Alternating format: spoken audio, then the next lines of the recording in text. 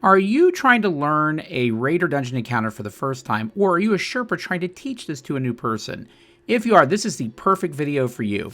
Hi, I'm Part-Time Guardian, and I have Sherpa'd people through raids and dungeons hundreds of times, and one of the things that's frustrating as you're trying to do that as a Sherpa or as a new player is that many of the guides are either too short, too long, or they're made initially when the raid comes out, and some of the information is out of date. What I'm trying to do is make a guide that goes right into the Goldilocks zone. To begin with, I'm going to go over the core mechanics for this dungeon or raid. And what I'm going to mean that is I'm going to go over the mechanics that you're going to use repeatedly through the different encounters so you have context as we talk about how each encounter works. If you're a Sherpa or new player, this is the first place you should start. Next, we'll go over encounter by encounter with just the minimal information you need. I'm not going to go over DPS, I'm not going to go over loadouts, I'm not going to go over builds.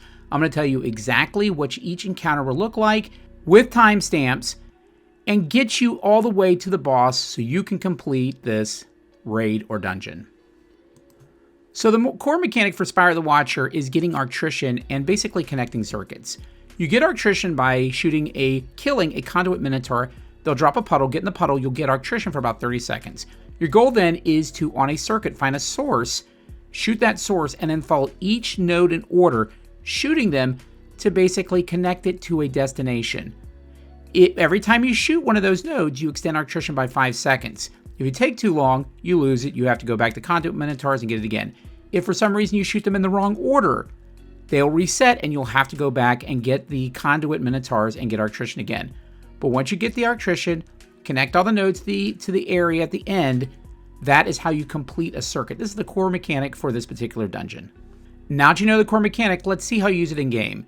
So in the first encounter, Reestablish Power, you're basically going to do that. You're trying to complete the circuits. There are a total of 4 circuits in the middle. So find each of the beginning areas, go through, shoot them in order, and once you get all 4 of those completed, that is when you can go down and finish the encounter. There's no boss or anything like that. The next encounter is Ascend the Spire. And Ascend the Spire, again, you're doing the same thing. You're trying to connect the Arctrician buffs and just go from the source all the way to the end. In this case, they're going to kind of wind around the ceiling, under bridges, so it gets a little tricky. Ultimately, you're going to connect 2 complete circuits, one going around the right side and one going around the left side of that entire level. Once you do that, and obviously you have to clear ads and everything else, elevators will show up. Go up the elevator. You'll go to the next level. You'll do exactly the same thing. Do this a total of 3 times. You'll get loot here. And then at that point, once you get the elevator, you'll start moving over to the next encounter. One thing of note, there's a lot of ads. You have to be careful of those. And again, there will be hydras that will show up in different areas, and they can be a little bit difficult to deal with. This next encounter will be your first true DPS phase. Again, similar to the other words, you'll notice there's 4 areas you're going to connect. And if you're in a fire team of 3, typically we'll divide up and have everyone do 1. And then when they're finished, do the last one. Because when you do the last one, the boss is actually going to come over to you to do DPS.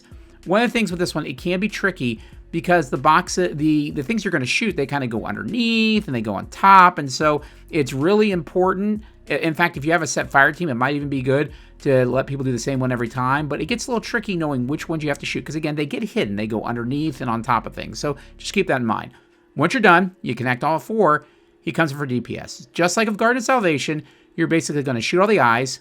Once you shoot all the eyes, he'll be available for DPS. Do DPS.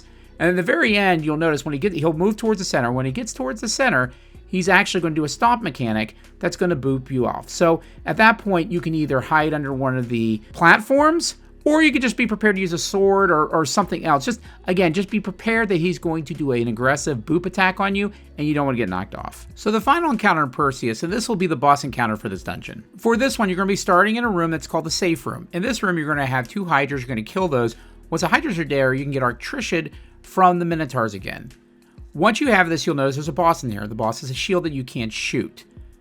Your goal then is to take the Arctrician and shoot the 5 nodes over the door, the main door, so that the door is open so you can get the reactor room. Once this is complete, your goal then is to do 2 things. One is to get the boss to follow you into the reactor room. The second goal is there are going to be 2 paths of circuits that are going to want to connect. Those are to activate reactors in the reactor room. Once you do that, once you have the boss in the reactor room, And once you have those nodes completed, you're going to see basically a notice that says that there's going to be a reactor purge to get to safety immediately. That's your cue to skedaddle back to the original room and again shoot the 5 nodes above the door. This will seal the door, seal the boss in the reactor room. That nuclear explosion will actually drop his shields. Once that is done, he will come through once everything's complete and start coming towards you. At that point, you can start DPS. Do DPS as much as you can, continue chipping away at him, and that's a full cycle. Do that as many times as it takes to finish and kill the boss. That's the video. If you like it, feel free to like it, subscribe to my channel, and jump my Discord, and I'll see you Guardians in the tower.